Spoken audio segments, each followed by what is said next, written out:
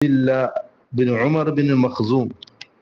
അദ്ദേഹം അന്ന് മക്കയിൽ ഏറ്റവും പ്രായം കൂടിയ ആളാണ്. അദ്ദേഹം ഒരു തീരുമാനം മുമ്പിൽ വെച്ചു. അദ്ദേഹം പറഞ്ഞു, നിങ്ങളുടെ അടുക്കലേക്ക് ആ വാതിലിലൂടെ, മസ്ജിദുൽ ഹറാമിന്റെ ആ വാതിലിലൂടെ ആരാണോ ആദ്യം കടന്നു വരുന്നത് അവർ നിങ്ങളെ ഏൽപ്പിക്കുക. അവരെല്ലാവരും അംഗീകരിച്ചു. അവർ അങ്ങനെ കാത്തിരിക്കുകയാണ്. ആ സമയത്താണ് ഫകാന അവ്വല ദാഖിലിൻ അലൈഹിം റസൂലുള്ളാഹി സ്വല്ലല്ലാഹു അലൈഹി വസല്ലം. അല്ലാഹുവിന്റെ തീരുമാനം റസൂൽ സല്ലല്ലാഹു അലൈഹി വസല്ലം ആ വാതിലൂടെ ആദ്യമായി കടന്നു വന്നത്. ഇത് കണ്ടപ്പോൾ ഖുറൈശികൾക്ക് എല്ലാവരും സന്തോഷമായി. എല്ലാവരും പറഞ്ഞു, ഹാദാ അമീൻ, ഹാദാ റദീന, ഹാദാ മുഹമ്മദ്. വിശ്വസ്തനായ അമീനായ മുഹമ്മദ് വന്നിരിക്കുന്നു. നമ്മളെല്ലാവരും തൃപ്തിപ്പെട്ടു. മുഹമ്മദിന് എല്ലാവർക്കും തൃപ്തിയാണ്.